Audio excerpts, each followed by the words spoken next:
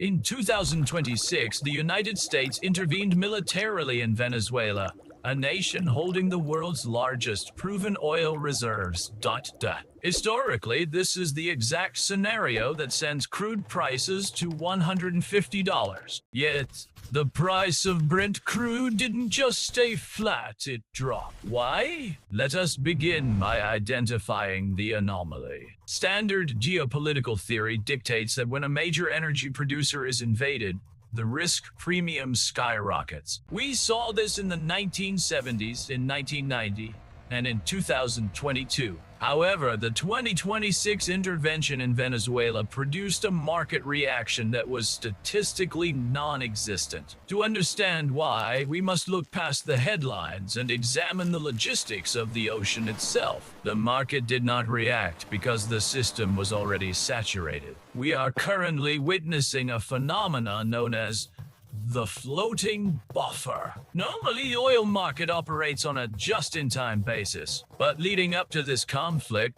global inventories on water, oil sitting in tankers with nowhere to unload, had quietly climbed to levels we haven't seen since the demand collapse of April 2020. When the market is this physically congested, a supply disruption isn't a crisis, it is a relief valve. The world is treating the ocean like a parking lot because the terrestrial garages are full. This fundamentally changes the incentive structure of the trade. Traders were not buying oil in anticipation of scarcity. They were selling oil because they ran out of storage capacity. The oil premium was completely negated by the storage discount. This is a structural shift in how energy markets process information. We tend to view oil prices as a barometer of political stability, but right now they are simply a function of logistical throughput. The system had so much slack in the chain that even a kinetic war in South America couldn't tighten the line. The bottleneck wasn't supply.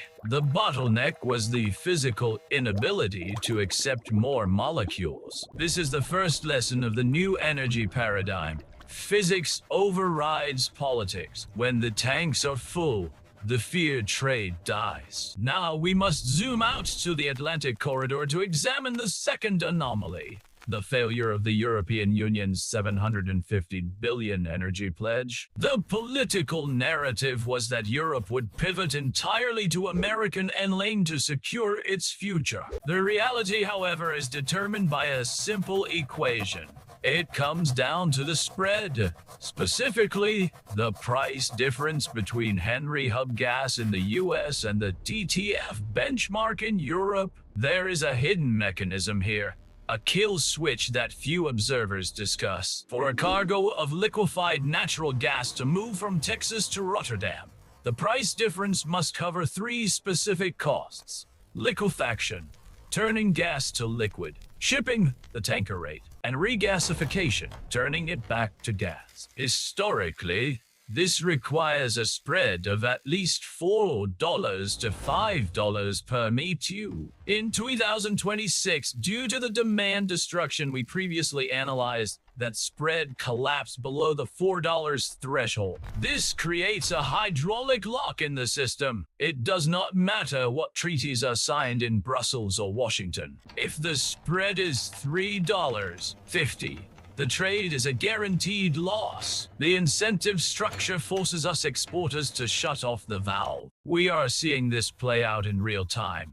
American terminals are canceling cargoes not because they want to, but because the arbitrage window has slammed shut. This is the circuit breaker of the global energy grid. It prevents the system from operating at a negative margin. Observers confusing political rhetoric with physical flows are missing this critical data point. The $750 billion figure was a theoretical ceiling, not a floor. Without the $4 spread, That money cannot physically enter the market. The infrastructure of LNG trade is not a charity. It is a high-precision arbitrage machine. When the math doesn't work, the ships don't sail. This proves that in a clash between a diplomatic promise and a balance sheet, the balance sheet wins every time. Finally, we arrive at the systemic vulnerability. If the West is bound by the $4 spread, what is happening in the East? We see headlines praising China's record energy imports, interpreting them as a sign of roaring economic recovery. But we must deconstruct this signal. When we analyze the data, we see a divergence between apparent demand, what is imported. China is importing oil at record rates, yet refinery runs and industrial output remain stagnant. Where is the energy going? It is going into strategic reserves. They are filling the tanks. This is not consumption. This is hoarding. The vulnerability here is systemic saturation. Think of the global energy market as a hydraulic system. For years, China acted as the primary drain, consuming excess supply. Now, they are acting as a reservoir. But reservoirs have a physical limit. Once China's strategic petroleum reserves